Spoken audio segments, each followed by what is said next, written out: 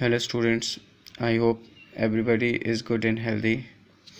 In my previous lecture, I explained the use of articles a and the.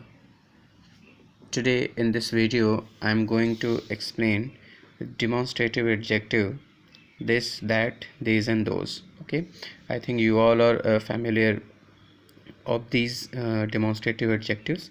Let's see their uses. That in case of plural those. Okay, that और इसका plural those होता है.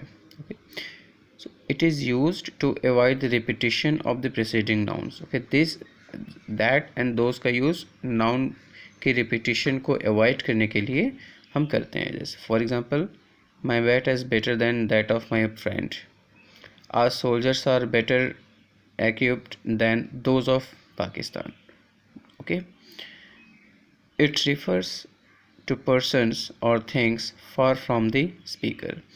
जब कोई भी चीज़, कोई भी थिंग या कोई भी प्लेस हमसे दूर होता है तो दूर की चीज़ों को डिमॉन्स्ट्रेट करने के लिए हम दिस, दैट, दीज, दोज का यूज़ करते हैं. दैट और दोज का यूज़ करते हैं दूर की चीज़ों को डिमॉन्स्ट्रेट करने के लिए. For example, get that dog out of here. उस कुत्ते को यहाँ से बाहर ले जाओ. यानी कि ये दैट दिखा रहा है कि जो डॉग है वह थोड़ा स्पीकर से थोड़ी दूरी पर है. Those is used as a plural of that, है ना. दैट के प्लूरल फॉर्म के रूप में हम दोज का यूज़ करते हैं. Like those houses are for sale. Okay, अब ये दोज भी उन दूर जो घर तो जो हाउसेज थोड़े से दूरी पर हैं उनको इंडिकेट करने के लिए किया जाता है. Okay, similarly this in case of plural those, these. This means यह और दिस का जो प्लूरल फॉर्म होता है वह दीज होता है. सो दैट दूर की चीज़ों को इंडिकेट करने के लिए होता है. दिस एंड दीज पास की चीज़ों को इंडिकेट करने के लिए होता है. इट रिफर्स टू पर्सन और थिंग्स नियर द स्पीकर. देखो यहाँ पे लिखा हुआ है ना, कि स्पीकर यानी कि जो बोल रहा होता है उसके पास की चीज़ों को, यानी हमारे पास की चीज़ों को रिफ़र करने के लिए हम दिस का यूज़ सिंगुलर फॉर्म में करते हैं और दिस का यूज़ प्लूरल फॉर्म में करते हैं. For example, this book is very interesting. यह बुक बहुत इंटरेस्टिंग है, यानी कि जो बुक है वो हमारे बिल्कुल करीब है. So to indicate the nearer things we use this and these, and to indicate the far things we use that and those. These flowers are very beautiful. ये फूल बहुत खूबसूरत है. दीज, देखो फ्लावर्स प्लूरल है इसलिए प्लूरल के साथ दीज का यूज़ किया गया है. Okay, so these are the demonstrative adjectives. Now let's move towards quantifiers.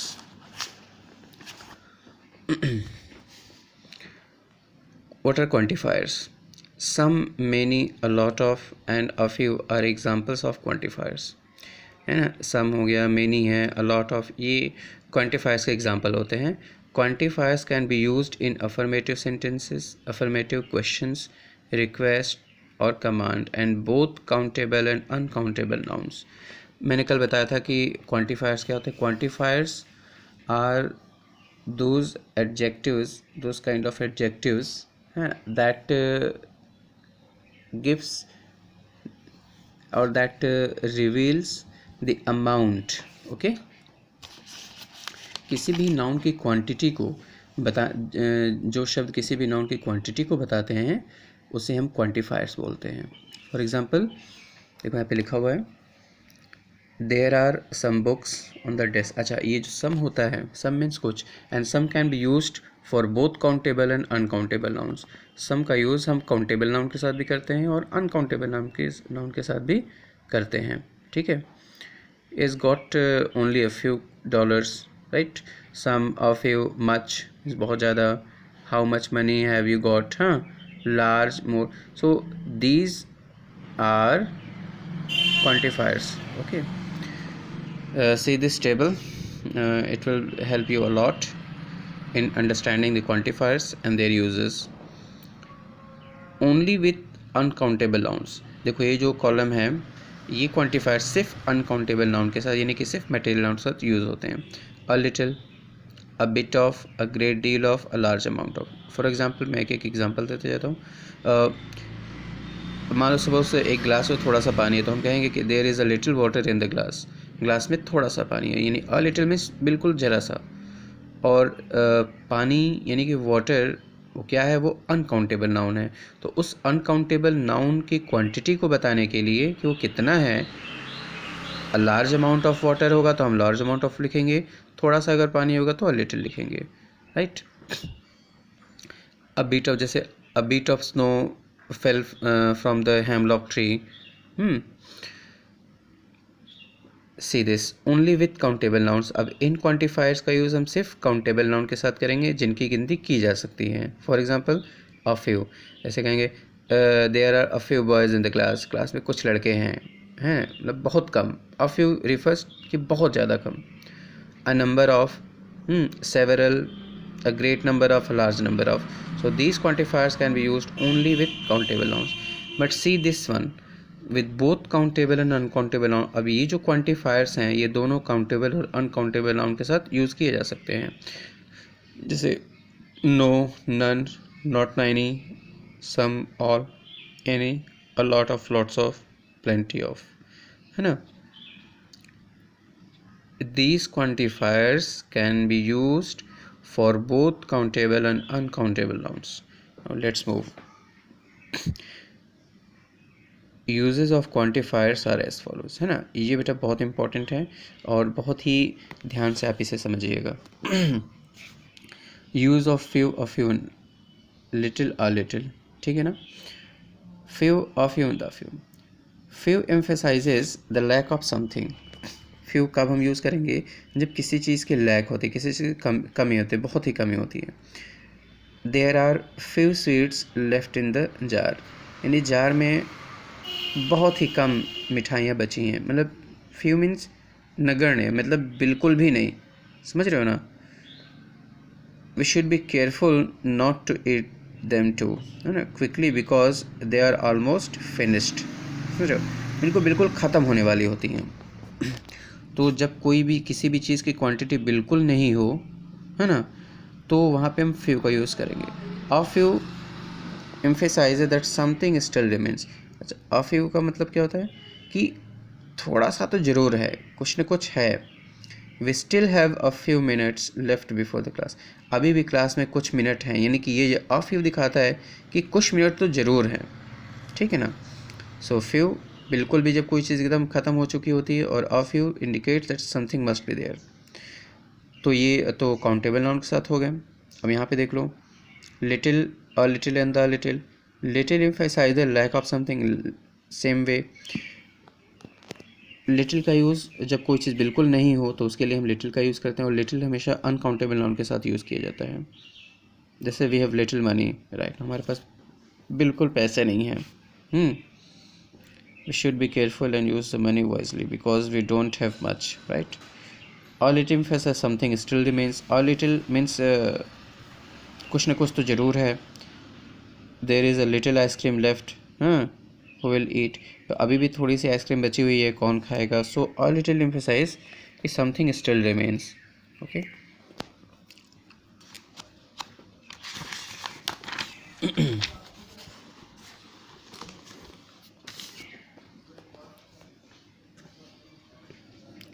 Use of much and many. We use much with singular uncountable nouns and many with plural nouns, ठीक है ना। much का use हम singular uncountable noun के साथ करते हैं जिनकी गिनती नहीं की जा सकती है, और many का यूज़ हम प्लूरल नाउन के साथ करते हैं। For example, I haven't got much change but only got 100 rupee note, है ना।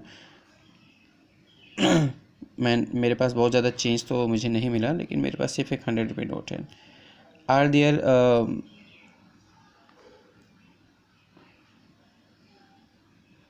Many capacities near your place, ठीक है।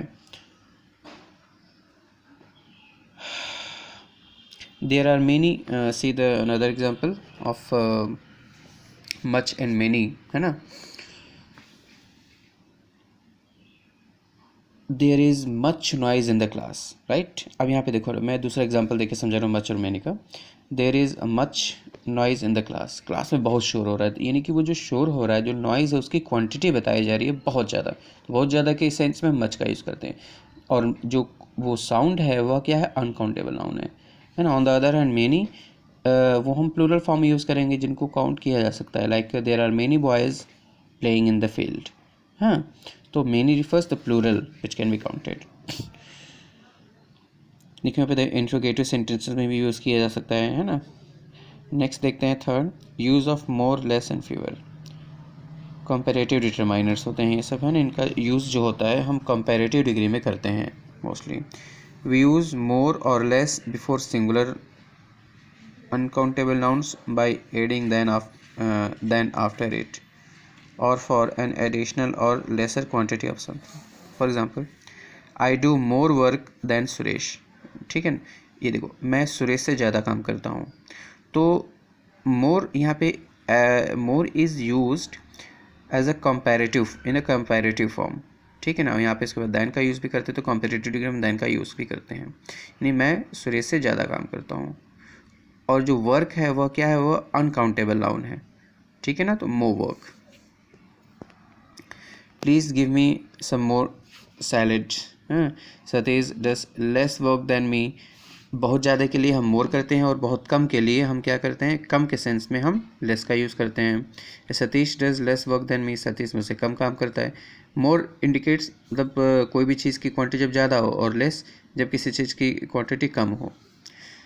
उसी तरह फीवर, फीवर स्टूडेंट, फीवर और फीवर का इसको हम करते हैं जब काउंटेबल, इनका यूज़ हम काउंटेबल नाउन के साथ करते हैं, वो भी कम के सेंस में।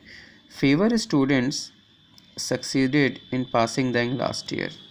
ठीक है, we had fewer computers a year ago, right. Use of each and every, बेटा ईच एंड एवरी का मतलब ध्यान से समझ लेना।